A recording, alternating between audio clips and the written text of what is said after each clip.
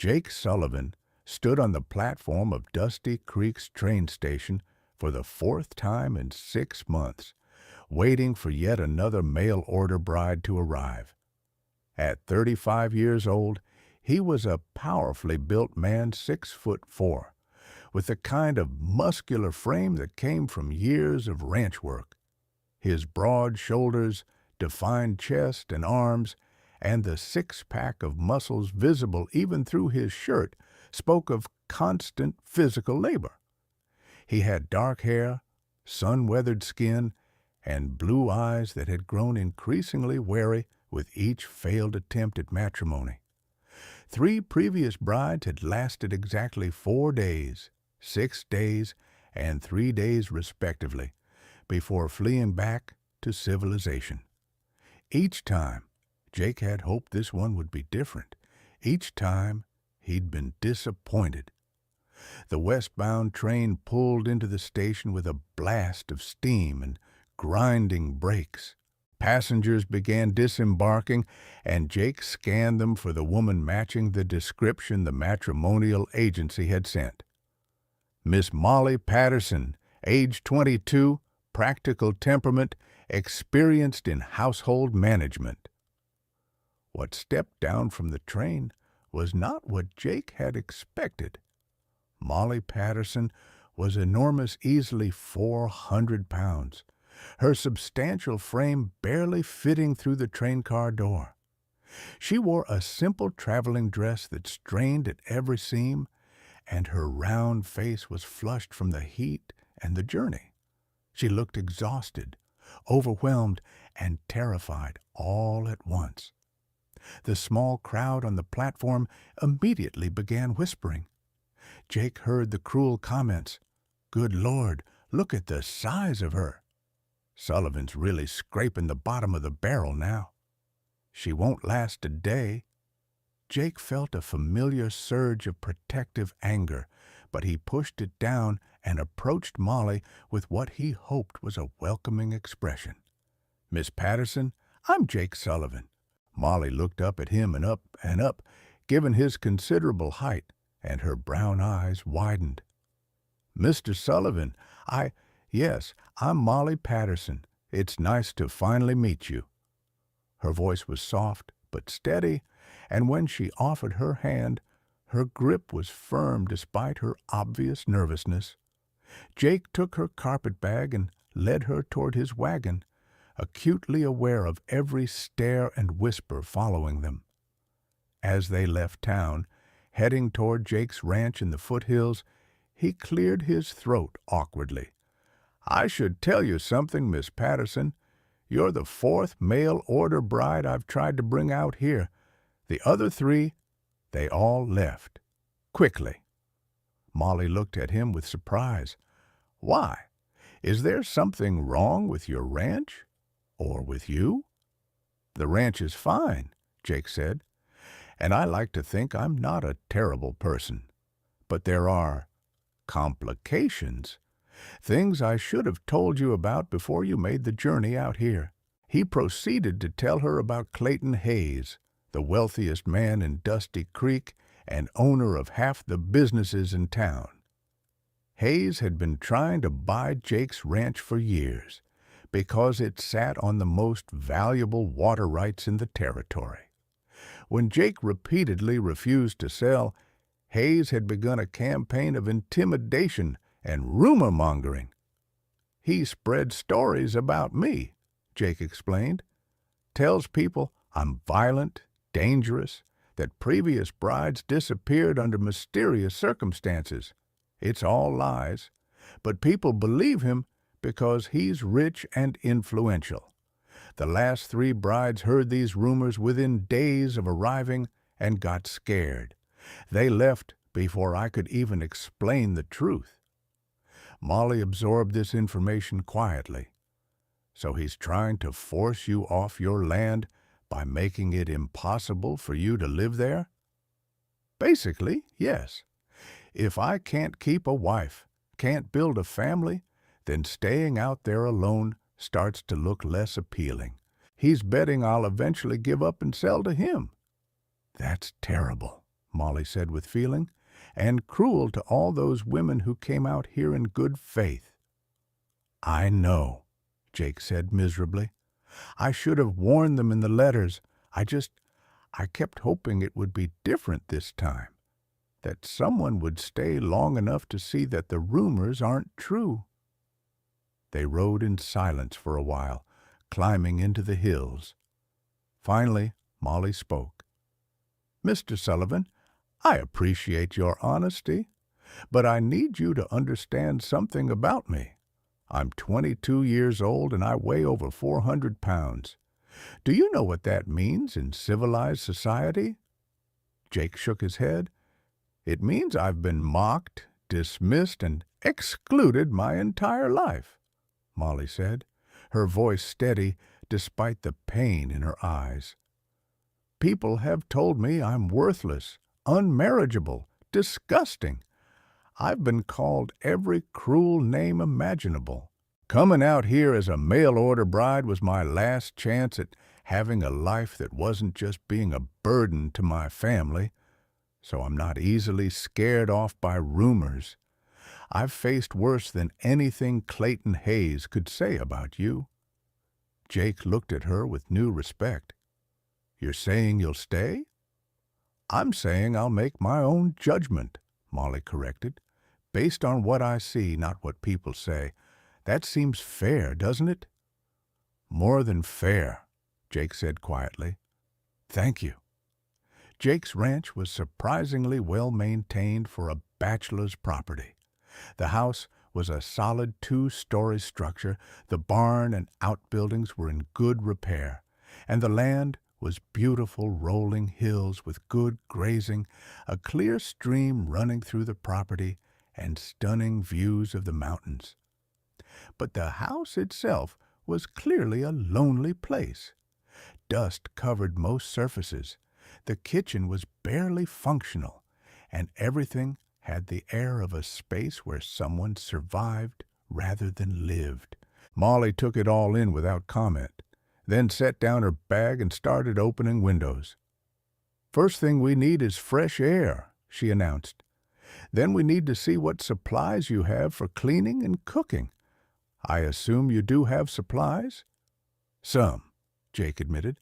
"I'm not much of a housekeeper." "I can see that," Molly said, but she was smiling as she said it, taking the sting out of the criticism. "Well, that's why I'm here, isn't it? To help you build a home, not just maintain a house." Over the next several days, Molly proved to be unlike any woman Jake had ever known. Despite her size, she was remarkably strong and capable. She hauled water from the well without complaint, chopped wood for the stove with surprising efficiency, and transformed Jake's dusty house into something approaching a real home. She cleaned, organized, cooked meals that were actually enjoyable rather than just fuel, and brought a warmth to the space that had been missing since Jake's mother died years ago. She also proved to be excellent company. In the evenings, after the work was done, they would sit on the porch and talk. Molly was well-read, intelligent, and had a dry sense of humor that often caught Jake off guard and made him laugh. She asked thoughtful questions about the ranch and listened carefully to his answers, making suggestions that showed she genuinely wanted to understand his operation. On the 4th day, Clayton Hayes made his appearance. He rode up with 2 of his men, ostensibly to welcome the new Mrs. Sullivan to the territory. But his eyes were cold as they assessed Molly. "Well, well," Hayes said with false cheer, "Sullivan's finally found someone desperate enough to stay. Tell me, dear, what did he promise you to get you out here?" "A fair partnership and a chance at a good life," Molly said calmly. "More than I had back east." "And he told you about his temper," Hayes pressed. "About what happened to the last bride who tried to leave." "Nothing happened to her," Jake said sharply. She left safely on the train, just like the others. That's not what people in town say, Hayes said, his eyes never leaving Molly. They say you threatened her. They say she was terrified of you. Molly stepped forward, putting herself slightly between Jake and Hayes. Mr. Hayes, I appreciate your concern, but I'm quite capable of judging for myself whether I'm in danger. And since I've spent the last 4 days working alongside Mr. Sullivan without incident, I think I can safely say your rumors are exaggerated at best. Hayes's expression hardened. You're making a mistake staying here. This ranch is dying. Sullivan can't make it work alone, and he'll drag you down with him. Then it's a good thing he's not alone anymore, Molly said firmly. Now, if you'll excuse us, we have work to do. After Hayes left, Jake looked at Molly with something like awe. You didn't back down. The others, as soon as Hayes started talking, they got scared. But you didn't. I told you, Molly said. I've faced worse than a corrupt businessman trying to intimidate me. His words can't hurt me, Jake. Not when I've already survived a lifetime of cruelty from people who should have loved me. That night, for the first time in months, Jake slept peacefully. Molly was still there. She'd passed the point where the others had fled. And more than that, she seemed genuinely happy to be there. But Hayes wasn't done. Over the following weeks, his campaign intensified. He spread new rumors that Jake was keeping Molly prisoner, that she was crying every night, that she'd tried to escape, and he'd stopped her. None of it was true, but people in town started looking at Jake with suspicion when he came in for supplies. Then one night, disaster struck. Jake woke to the smell of smoke and Molly's urgent voice calling his name. The barn was on fire, flames already licking at the house. They managed to save the horses and most of the livestock, but the barn was a total loss. And when Jake examined the remains the next morning, he found evidence of arson, a broken kerosene lamp that hadn't been there the night before. Hayes, Jake said, his voice shaking with rage, he did this. He's trying to force me out by destroying everything I've built. We need to go to the sheriff, Molly said, though her voice lacked conviction. The sheriff was Hayes's cousin. The sheriff won't do anything, Jake said bitterly. Hayes owns him, owns half the town. The only way to stop him is what? Molly interrupted, seeing the dangerous look in Jake's eyes. Violence? Revenge? Jake, that's exactly what Hayes wants. He wants you to do something that proves all his rumors true, something that gives him an excuse to run you out of the territory or worse. Then what do you suggest? Jake demanded. I can't just let him destroy everything. We fight him with truth, not bullets, Molly said firmly. We document everything, the arson, the rumors, the intimidation. We build a case and take it to the territorial judge when he makes his circuit through. Hayes may own the local sheriff, but he doesn't own the territorial court system. That could take months, Jake protested, and in the meantime, he'll keep destroying. Then we rebuild, Molly interrupted. We show everyone that we won't be broken, and we gather evidence. I'll help you, Jake. We'll do this together the right way. Over the following weeks, as they worked to rebuild the barn, Molly also worked to rebuild Jake's reputation in town.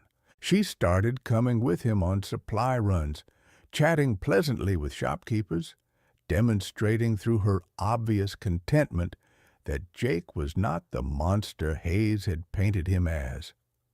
She volunteered at the church, helped organize a quilting bee, and gradually won over the women of Dusty Creek with her kindness and practical competence. She also began carefully asking questions and taking notes.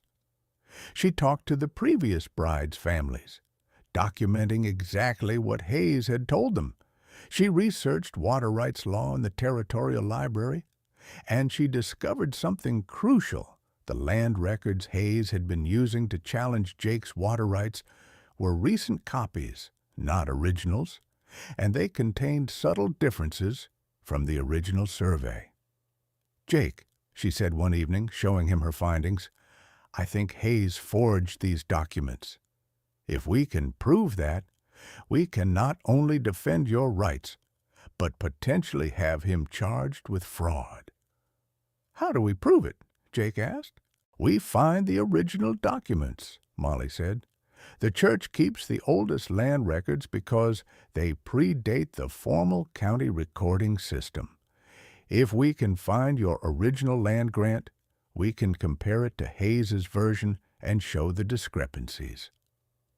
They spent 2 weeks searching through dusty church archives with the nervous permission of Pastor Williams, who didn't want to cross Hayes, but also couldn't in good conscience deny them access to public records.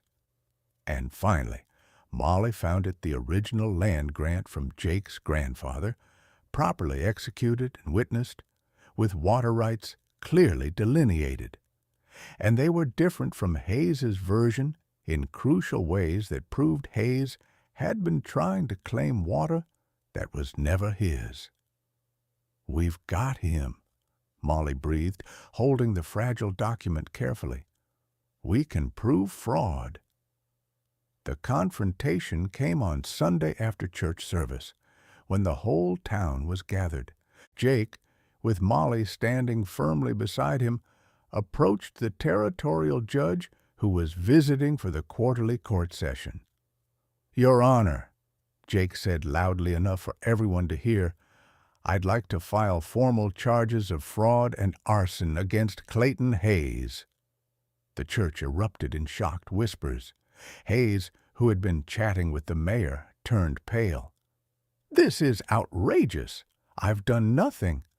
"We have evidence," Molly interrupted, holding up the original land grant.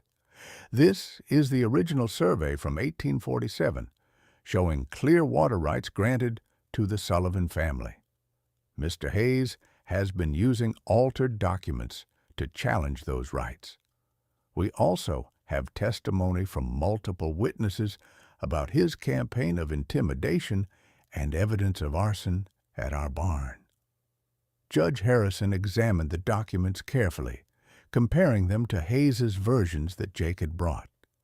His expression grew increasingly stern.